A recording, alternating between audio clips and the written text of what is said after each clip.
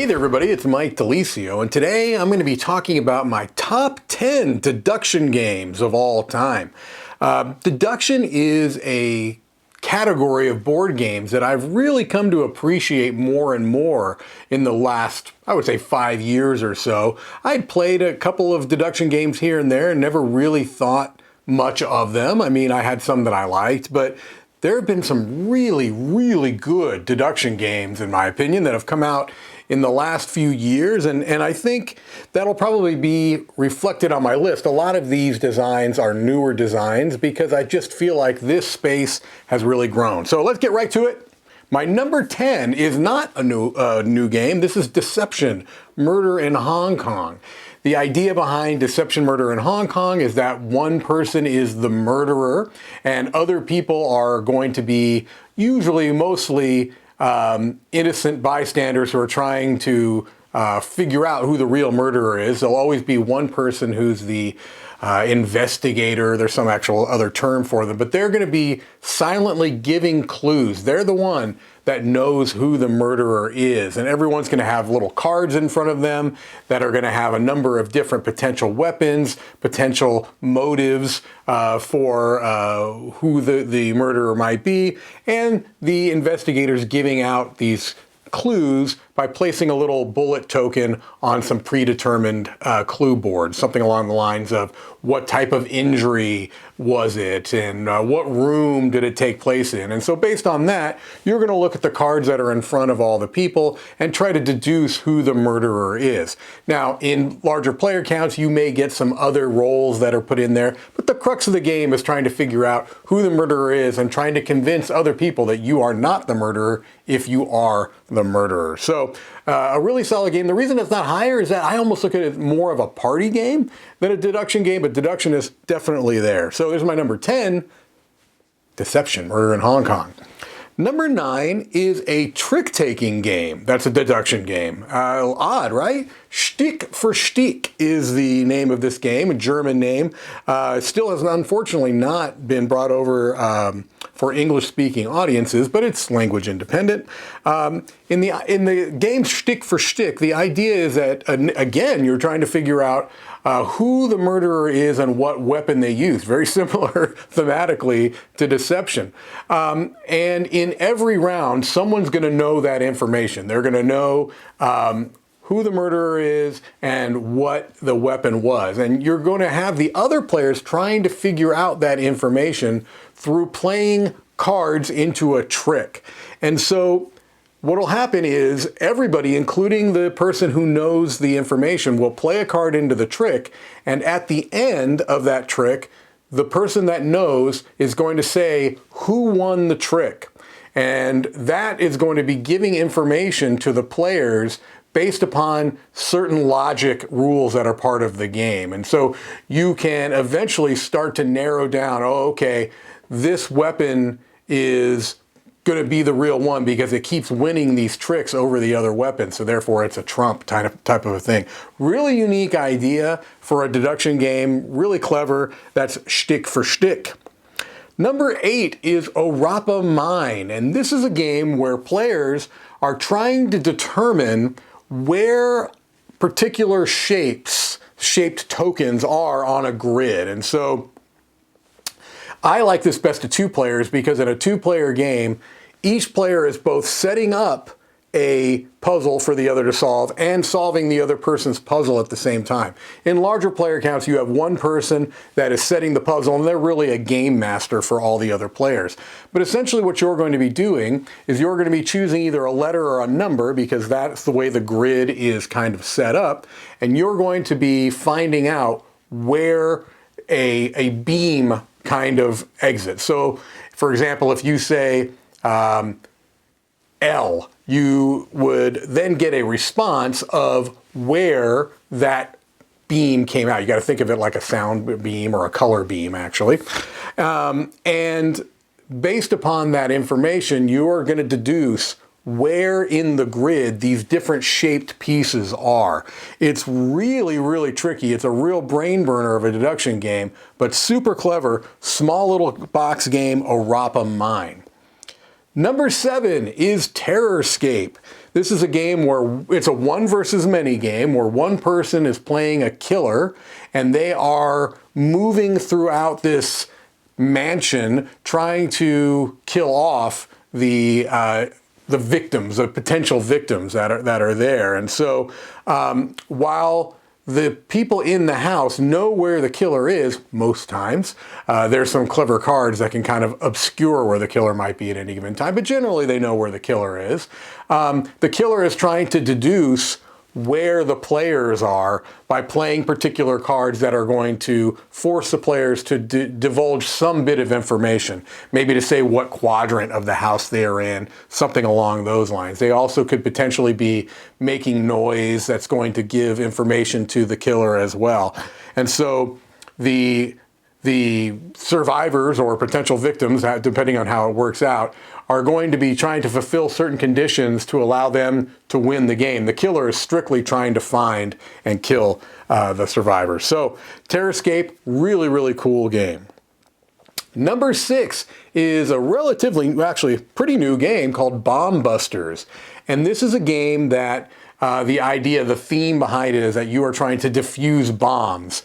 And so every player is going to have a series of these tiles that have numbers on them that represent different wires that you're trying to cut. And so you are trying to use deduction to figure out which wires that you can safely cut and which wires you need to avoid because they would make the bomb detonate. It's a game that has, I believe, 66 different scenarios within the box, and so different kind of twists and turns. It gets more and more difficult as you go through these different scenarios, but a really, really clever game and one that's pretty approachable too to a lot of different players. Bomb Busters is a really, really good deduction game. Number 5 is a brand new game, and this is called Core of Discovery. And in this game, what you are trying to do is you are trying to use logic hints to kind of solve a particular puzzle. And so what you're going to do is you're going to be revealing some areas upon a map. And they're going to give you a particular type of terrain that you may encounter or a resource that you may find. And based upon the the logical rules for that particular map, you're going to be able to deduce other things that you need to find out to be successful. And so I really enjoy how this game kind of handles logic puzzles, because sometimes logic puzzles work for me and sometimes they do not. Usually if it's purely numerically based, my brain struggles with it, but this is not one that relies on numbers per se. It relies more on a different type of logic, positional logic, more visual type of thing that works better with my brain. It has different types of scenarios that are going to change up the logic puzzles that come about. Just a really, really clever deduction game, and one that I look forward to diving into even more because it is brand new. That is Core of Discovery. At number 4, got Veiled Fate. Fate is a game that plays really well in larger groups. And it's okay in smaller groups too, but I really prefer it in larger groups. There's even team variants that I really enjoy in this game.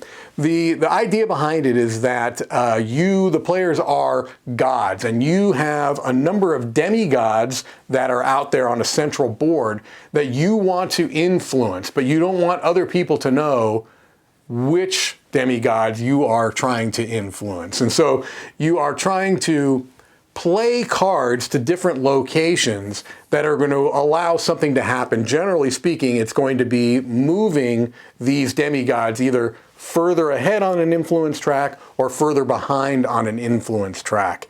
And you can't be too obvious about it, because if you are, people will say, oh, well, they're clearly pushing red forward. They're the red demigod. They're pushing for the red demigod. So we've got to kind of sabotage that by playing cards that are going to have them move backwards. So you have to be subtle in your card play until it's time not to be subtle, and you make that obvious push to get your demigod forward. Really, really fun game. Can be a very raucous deduction game. A lot of times deduction games can be kind of quiet and contemplative. This is not one of those. This can be a lot of raucous fun at the table. That's Veiled Fate. Number 3 is Tiwanaku, a game that I really feel has flown under the radar. It's just a fantastic deduction game. And this is one that is also using particular logic rules that are established in the rules of the game. And you're trying to figure out which crops are where. So you're going to be moving figures around on this central board, and you're going to be finding out what the terrain is there. And then based upon that terrain, you are making some logical, deductive guesses as to what crop is going to be on that terrain. And so, ideally, you can get it to a point where you are absolutely sure what that crop is. But you can also, try to use as much information as you have to at least narrow down your decision making so that you can figure out what it is. So there are certain rules as far as the size of these areas that are going to produce the crops, and you're never going to have 2 of the same sized areas next to each other. You're never going to have 2 of the same crops orthogonally adjacent to each other, things along those lines. Really, really clever game. Uses a great kind of a dial component to tell you what is where, tell you if your deductive guesses are correct or incorrect. Really solid game. That's Tiwanaku. At number 2 is Mind Management. This is another one versus many game where one player is playing as they're looking for rogue agents, okay? They're looking for rogue agents that are out there on the board, trying to recruit them. The other players are playing as former agents that are now trying to catch that recruiter that's going around on the board. And so this is going to be done through asking certain questions, having certain player abilities that are going to allow them to maybe find out if the recruiter is in your row or column, or maybe within the surrounding spaces. You also are going to be getting information based upon which areas they've gone before. And so you can kind of try to figure out what their path is and where they might be. And, if you can catch them before they get the number of recruits they want, you as the rogue, the ex-agents will win. If you are the recruiter, if you can get a number of recruits before being found, then you are the winner. Just a fantastic, fantastic deduction game, a hidden movement game. It has become my favorite hidden movement game, and just a great use of the deductive rules to get you where you want to be, depending upon what side you're on. And my number 1 is a pretty new deduction game, and this is Spectral. Spectral is a game where you've got a grid of cards that is out on the table, and you are going to be putting out these markers to take a look at the different cards.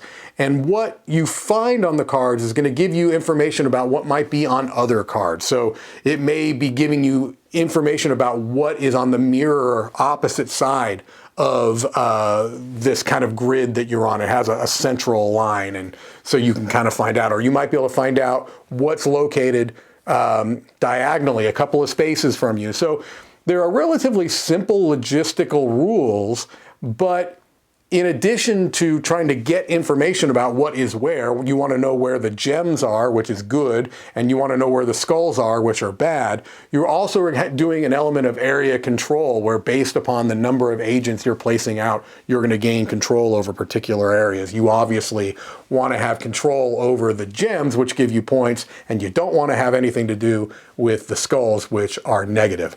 So just, first of all, a beautiful looking game, very, very simple to kind of grasp how it works, but not simple to be successful. I love those types of games. So Spectral is my number 1 deduction game.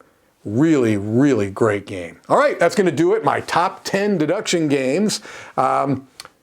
It's a great category. I really have come to love deduction games, and I think the last few years have brought us just a deluge of great ones. All right, that's going to do it for me. I will see you on the next one.